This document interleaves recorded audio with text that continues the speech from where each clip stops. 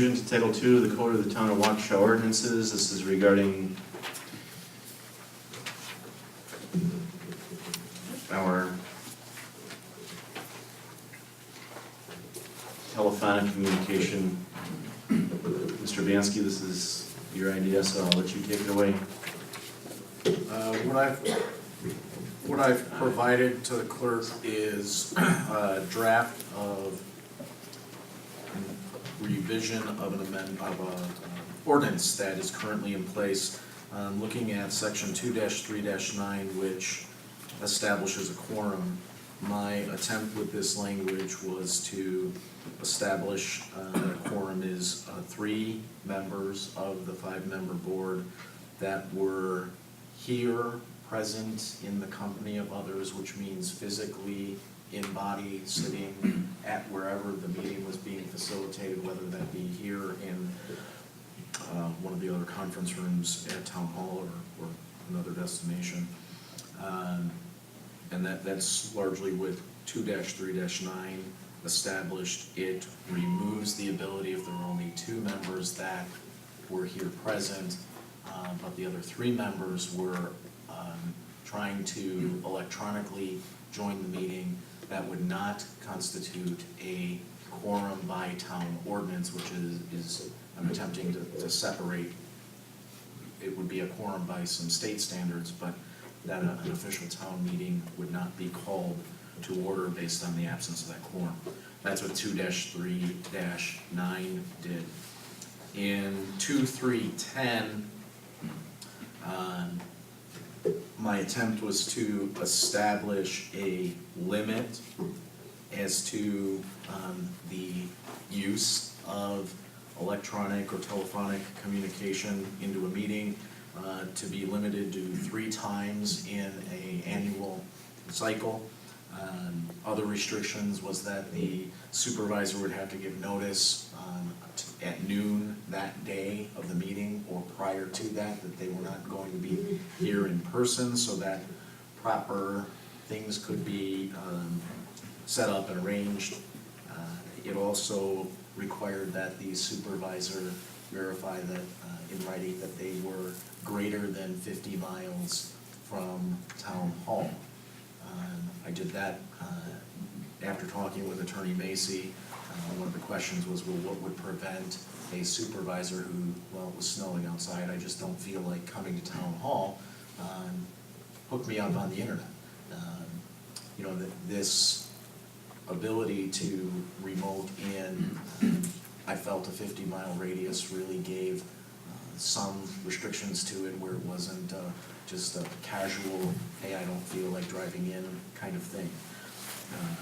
I myself have used Skype to attend meetings on my family vacation up north and in my mother's hospital room, and felt that these restrictions that were here would not have hindered me, nor did it create any problems for me to know what I was voting on and communicating. So the attempt on 2-3-10 again was to limit that to 3 applications per year, and to place some restrictions on the presence of the board being here, at least in a majority in the company of others. I will state that on 2-3-10, the original ordinance, and Attorney Macy, you may need to provide some guidance here.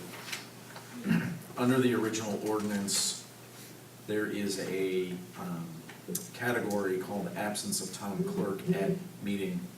It was my belief that I had copied and pasted that language verbatim into my revision. It did not appear in this draft. I checked my email. It was on my end, not in the clerk's office. It did not hold or save when I sent the document. I don't know. It looked like we were required by ordinance to discuss this and table this for 1 meeting, which would allow perhaps for you to bring it back in final form, but it's just something I want to share with board members as well, that there is a paragraph that I'm not changing in any way under 2-3-10, was currently C, absence of town clerk at meeting. It just establishes the protocol at which an alternate individual or pro tem clerk would be established. So that's what these two do, or what I attempted them to do. Well, I've made it abundantly clear that I'm opposed to this type of attendance at town board meetings at all, not once, not twice, not 3 times. I think the numbers of 50 miles away are arbitrary. You mentioned that you used Skype while your mother was ill in a hospital someplace out of town. What if one of our mothers was ill in a hospital that was at Pro Healthcare? We're not allowed to do that. I'm not saying that I would, but I think your numbers are arbitrary.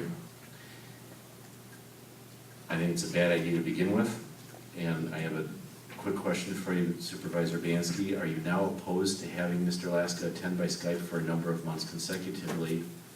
Is that what this is to tell us? I'll state without any hesitation, no.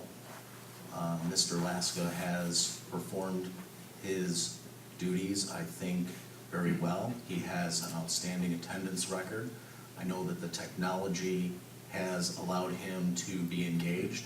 He receives his information through email, as we do as well. I feel that he has done his duty. The response of this ordinance change is largely a response to people of the town who simply disagree with that practice.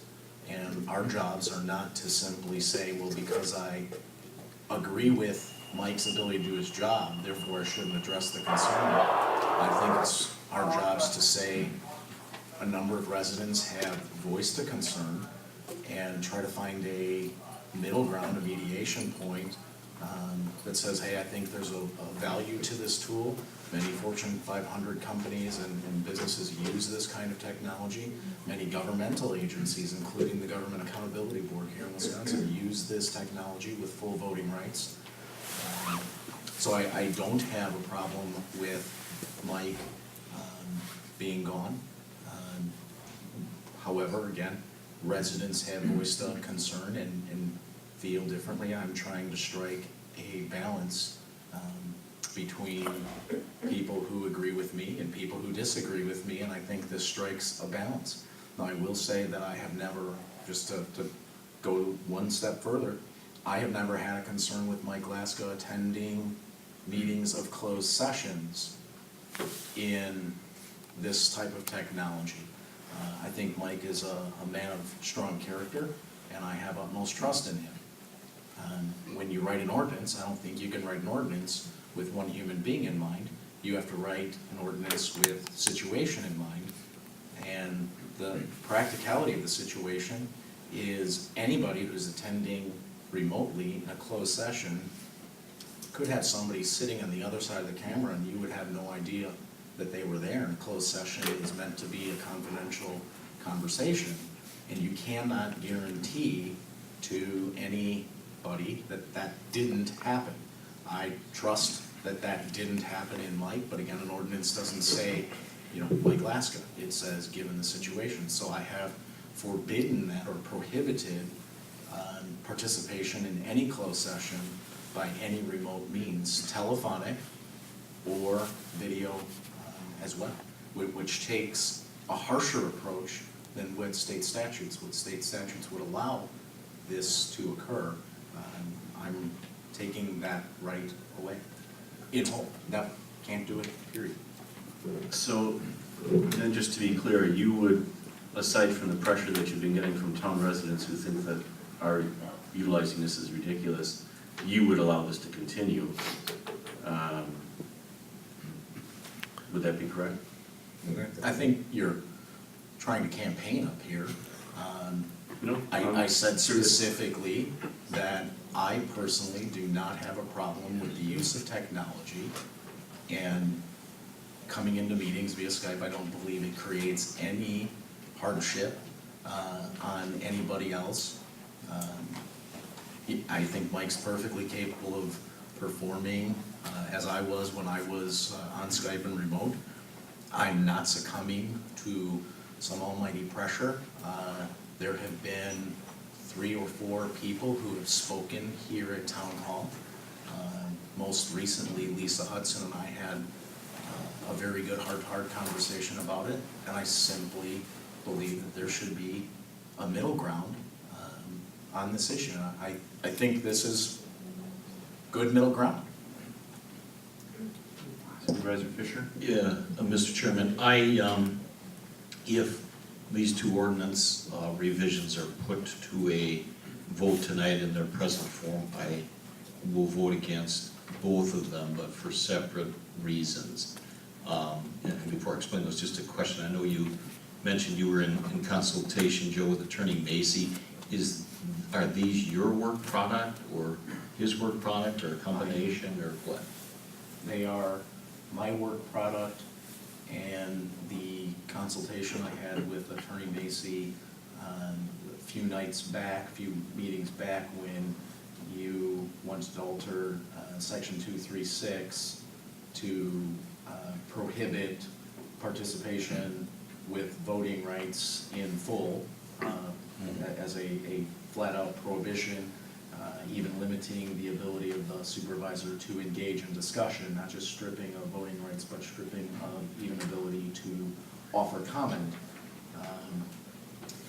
That was the night that I first talked with Attorney Macy about this, and he posed some of those questions that I tried to answer as we read these. That is the Okay, well, let me go on. So these are your work product? Yep. Okay. My objection to ordinance revision 2-3-9 is based in 2 parts. First of all, I mean, I ran my own copy of the ordinance as it currently exists, and just as a constructive suggestion, I mean, I would far prefer to see that, to have strikeouts and additions and that type of thing, so we could see that in one, as we typically do integrated documents, so we can see the changes in it. I actually read this several times and got a different takeaway on it. I'm not trying to be critical of what you did because I support the concept. When we talk about be in the company of each other or not present in the company of members, I didn't know what that meant. So I'm glad you clarified that tonight. In the company of each other means physically present together in the room in which the meeting is being held. Do I understand that correctly? That is correct. Okay, so just as a constructive suggestion, I think there's a way that verbiage could be cleaned up a whole lot. I mean, if you look at it, this is section 2-3-9 quorum, and then there are other parts there that refer to section 2 and 3 and stuff. I think that's not consistent with the way our ordinances are written.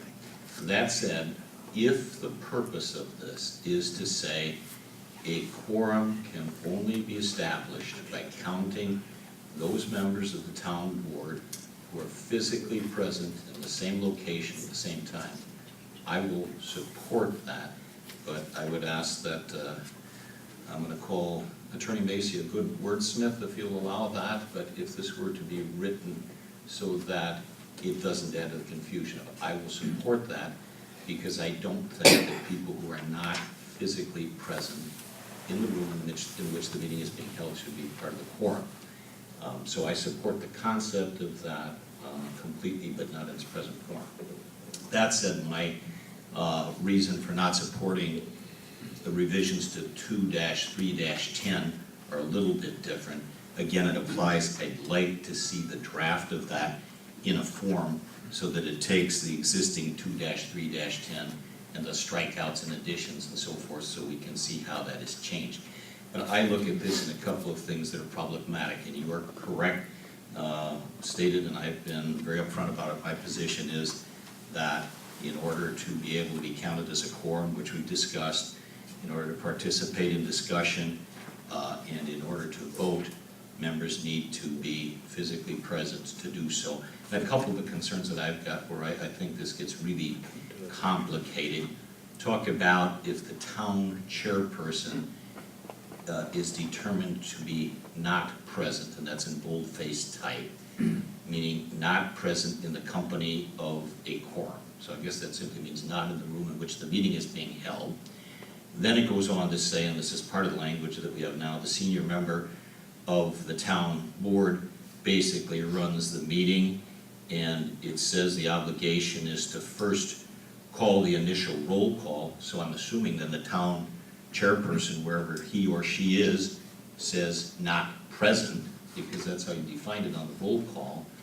They're not present, they're not part of the quorum, but yet it would seem as though they can participate in the meeting with full privileges to discuss and vote. I mean, that makes no sense to me at all. I guess I would ask an open question to you or even to Attorney Macy with his vast experience, all the municipalities and convening groups that he participates with. Is there a precedent for people not being included as part of a quorum, but yet they're full participants in the meeting? Maybe such a thing exists, but I've not heard of it. So I've got some real concerns about that.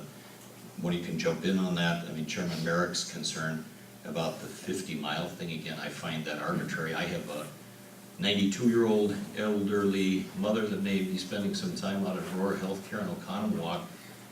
If we're going to put this in place, permissible to do it, and I'm out there with her, I want to be able to participate and not be precluded. I think that 50-mile thing is completely and totally arbitrary. I look at other real simple and pragmatic considerations. What if two of us, any two of us, decide that we'd like to participate by Skype, and we're more than 50 miles away? By your definition, we've got a quorum of 3 here. Then are we going to set up multiple monitors and just the mechanics of that? I mean, from my perspective, Skype's a great tool. I've used it with my kids at college, but it's pretty cheap audio video conferencing. We have interruptions with Supervisor Banske on the line. How are we going to put multiple people on that and have them be able to communicate with a live audience and other members of the board? So I can't support 2-3-10. I can support 2-3-9 if it's written and cleaned up by an accomplished wordsmith.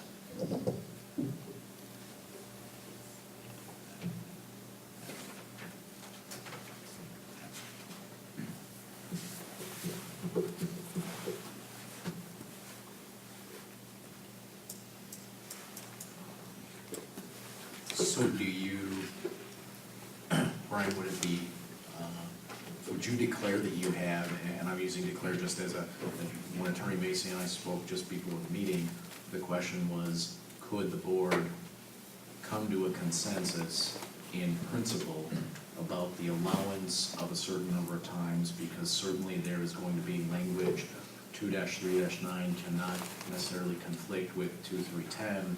So there has to be some massaging of language, which is what we would, if there was a consensus that's put together, that Attorney Macy then could be directed to prepare these in a final form to come back at the next meeting for us to review. But the first and biggest question is, do you agree that there should be some reasonableness to, I mean, you have as well used Skype, albeit I think just one time while you were in Colorado.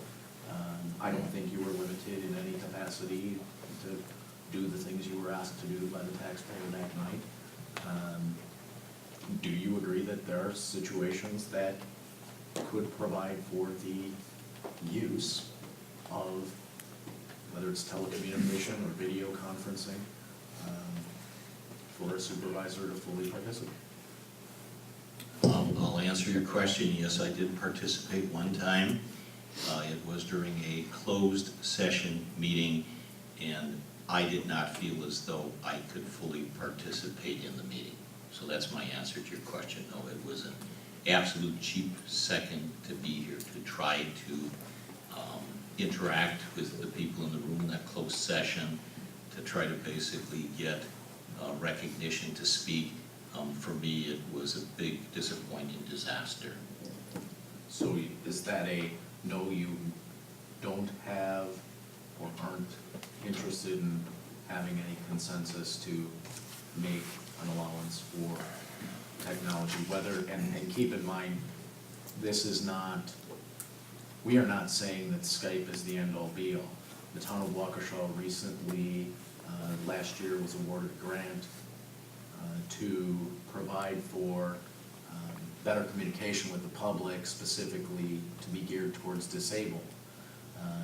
The use of technology, video conference is a spot-on example of the use of that grant money, which would allow residents as well as supervisors to, in multiples, video conference in, whether that is a passive video conference or an active one, in which they're actually, you know, somebody who may be wheelchair bound or just elderly and disabled and doesn't want to come out, or they would even be able to participate in citizen comments, if we so wanted. I mean, that's embracing technology, and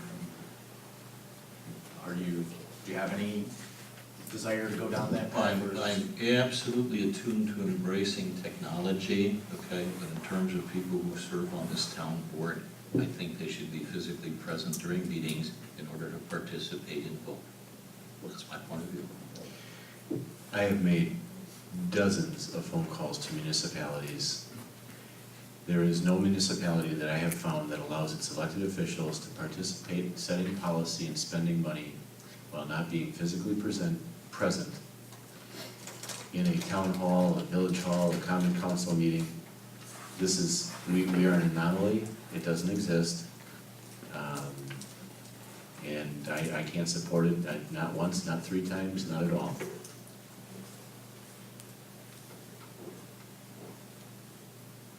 Larry? With putting a time limit of 3, makes it better, I feel. The 50 mile would be, I think there's a better way to reword that, where, like Chairman said, he's got a sick mother or aunt in the town, and he can't make the meeting. If that could be reworded to an illness or something like that, I think it would be better. You could remove it in total. I mean, if you're at Aurora or Pro Healthcare, whatever, that's of no hindrance to my liking or disliking of it. And the 3 times a year, I think is reasonable, because then you're not gonna be missing that many meetings. And like your number 2 says, if you miss more than 3, then you don't have the right to vote. You're allowed to be there, but you don't have the right to vote. So you're actually penalizing the person for missing more than 3. I guess I've got a question of Joe or Larry. Why, and Joe, I guess if you completely and thoroughly embrace this and think it's the way of the future and everything, why limit it to 3 times a year? I mean, I guess I'm only gonna ask another way. If basically, let it be me, okay? I participate in 3 times, and I don't know whether our new clerk has gotta be the one to keep tabs of that, but begins the calendar year, and I basically use my 3 opportunities by August, and I think there's a critically important meeting that I want to attend, then are we gonna be waiving and suspending the rules and stuff? But why limit it to 3 if it's such a fantastic idea? Well, I'll answer both questions. Sure. One, this particular ordinance, the waiving of the rules starts at 2-3-13. This is 2-3-10, so the waiving of the rules would not apply to this ordinance, so that would not be a tool that could be used. As I've explained, my number of 3, you may think it's arbitrary. It could be 5, it could be 2. I think that I'm the author of it. I wrote it. I'll tell you all quite simply. In August, I go on vacation with my family up north. I do that every August. And if I'm serving on the board, I certainly feel that I would like to attend that meeting, and that my input, although some people may not appreciate it, is of value.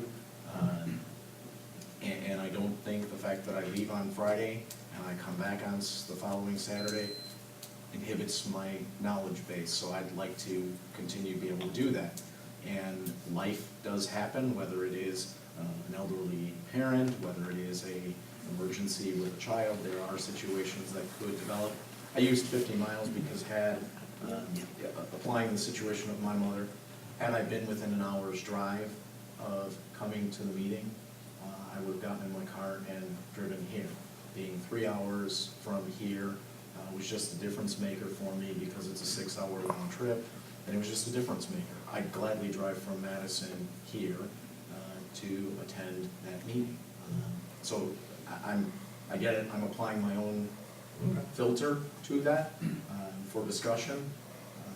But I think somebody who's using this technology in a series of 3 times per year should be an exception. It's not something that would be the norm.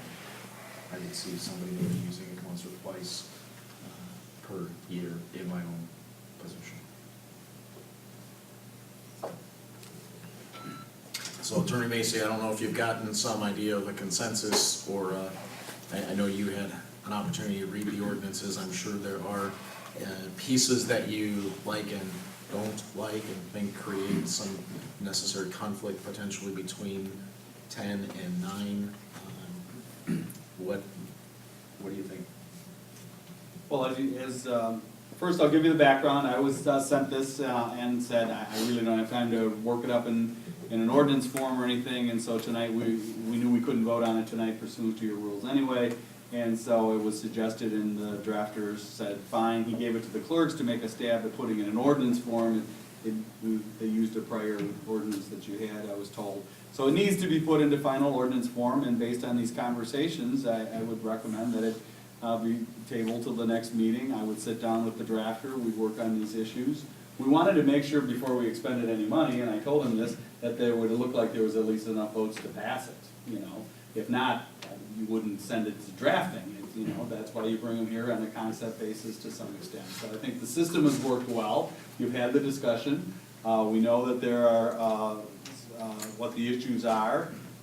The maker of the motion will make the policy decision if he's gonna strike the 50 and then or change the 3. Those are his decisions. I will sit down with him. He will give me the final decision. We'll work up some of the language concerns on the quorum one, and I'll put it in final draft form. I'll put it redlined and clean so that you can make the comparison. But the first step would be to table it. The next step would be for me to meet with him, and then we'll put it in final form and have it ready for the next meeting. I think if I may ask a question and make a statement, the section 2-3-18 amendment of rules. The rules of this chapter shall not be rescinded or amended unless the proposed ordinance amendment or motion to rescind is laid over from a regular meeting, which we would be doing, and then it shall require a vote of 2/3 of all the members of the board. As I sit here, I count 3 of 5 potentially in favor, and 2 have voiced adamantly opposed.